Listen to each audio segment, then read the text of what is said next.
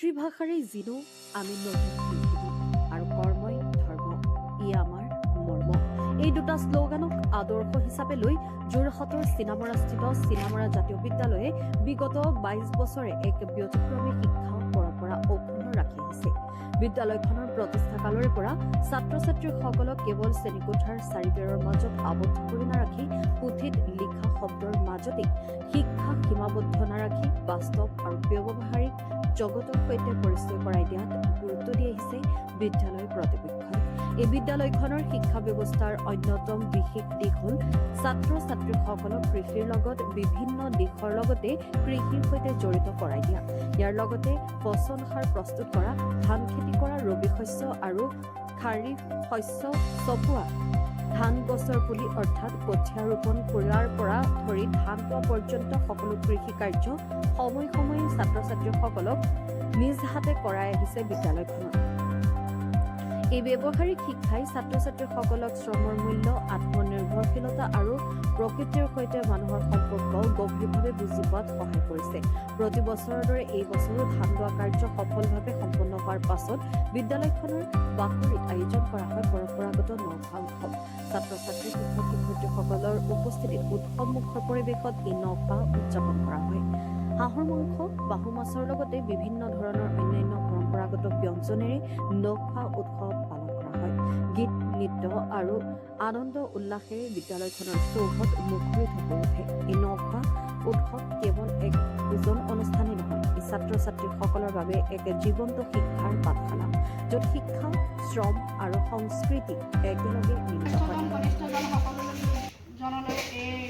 গৃহস্থৰ তৰফৰ পৰা সেয়া নিবেদন কৰিছোঁ। আজি আপোনালোকক মাটি প্ৰাৰ্থী আনি এই যি আমাৰ অন্নমুঠি বুলি আগবঢ়োৱা হৈছে, ইয়াত যদি যে থওঁতে হয়তো নথৈ খুটি অপৰাধ হ'ব পাৰে আৰু ৰন্ধন বাহন কৰোঁতেও আৰু দেউৰীসকলেও দিওঁতে মেলোঁতে শ্বাস নিশ্বাস চিনামৰা জাতীয় বিদ্যালয়ে আচলতে প্ৰতিষ্ঠা কালৰ পৰাই দুটা শ্লোগান দিছে। এটা হৈছে মাতৃভাষাৰে জিনো আমি নতুন পৃথিৱী, আৰু দ্বিতীয়টো হৈছে মানে কৰ্মই ধৰ্ম ইয়ে আমাৰ মৰ্ম। তো এতিয়া ঘটনাটো হ'ল যে আমাৰ ছাত্ৰ ছাত্ৰীসকলক কেৱল শ্ৰেণীকোঠাৰ চাৰিবেৰৰ ভিতৰত অ, ক, খ, ABCD 1 2 শিকায়ে আমি তেওঁলোকৰ জীৱন সমাপ্ত কৰিম নে তেওঁলোকৰ বাহ্যিক জগতখনৰ লগত আমি ব্যৱহাৰিকভাৱে পৰিচয় কৰাই দিম। তো সেইকাৰণেই চিনামৰা জাতীয় বিদ্যালয়ে প্ৰধানতঃ কৃষিৰ লগত ছাত্ৰ ছাত্ৰীসকলক এইকাৰণেই জড়িত কৰাইছোঁ যাতে ভৱিষ্যতৰ কাৰণে ছাত্ৰ ছাত্ৰীসকলে নিজক প্ৰস্তুত কৰিব পাৰে। কোনোবাই ডাঙৰ ডাঙৰ অফিচাৰ, বিষয়া, ৰাজনীতিজ্ঞ যিয়ে হ'লেও তেওঁলোকে যাতে কৃষিৰ লগত যুক্ত হৈ থাকিব পাৰে। কাৰণ কৃষি হৈছে প্ৰধান আমাৰ ভাৰতবৰ্ষখন বিশেষকৈ কৃষি প্ৰধান ৰাজ্য। ইয়াৰ 80% জনসাধাৰণ কৃষিৰ ওপৰত নিৰ্ভৰশীল, আৰু সেই কৃষকসকলৰ যি মৰ্ম বেদনা, কৃষকসকলৰ যি কষ্ট পৰিশ্ৰম, সেইখিনি কথা আমাৰ ছাত্ৰ ছাত্ৰীসকলে জানিব লাগিব। আৰু তাৰ কাৰণে আমি আহাৰ শাওণমহীয়া ভূঁই ৰোৱা কাম, আঘোণমহীয়া ধান দোৱা কাম, আৰু এই আঘোণতেই পুনৰ ন খোৱা পৰ্ব আমি আৰম্ভ কৰি ছাত্ৰ ছাত্ৰীসকলক কৃষিৰ যে চক্ৰ এটা আছে, সেই চক্ৰটোৰ লগত আমি পৰিচয় কৰাই দিওঁ।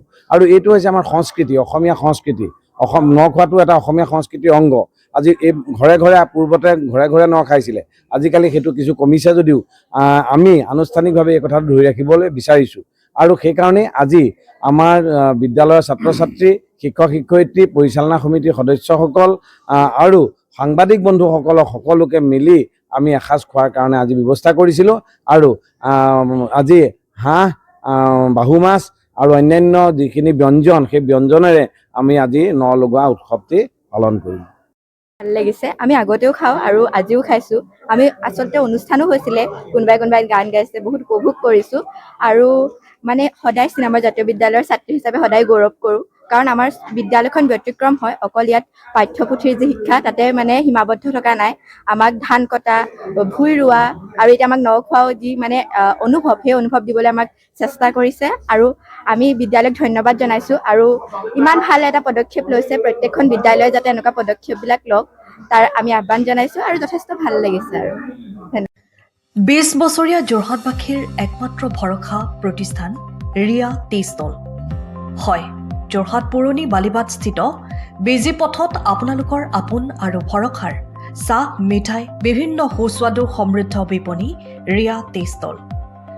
ৰিয়া টি ষ্টলৰ দ্বিতীয়খন সংযোজন ৰিয়া টি ষ্টল ৰাইজৰ বাবে মুকলি। ইয়াত নানান ধৰণৰ বিস্কুট, ব্ৰেড, সুস্বাদু পেষ্ট্ৰি, কেক চাহ কফিৰ লগতে বাৰ্থডে কেক উপলব্ধ লগতে অৰ্ডাৰ মতে যোগান ধৰা হ'ব তেনেহ'লে পলম নকৰি আহক আপোনালোকৰ প্ৰিয় বিপণী ৰিয়া টি ষ্টললৈ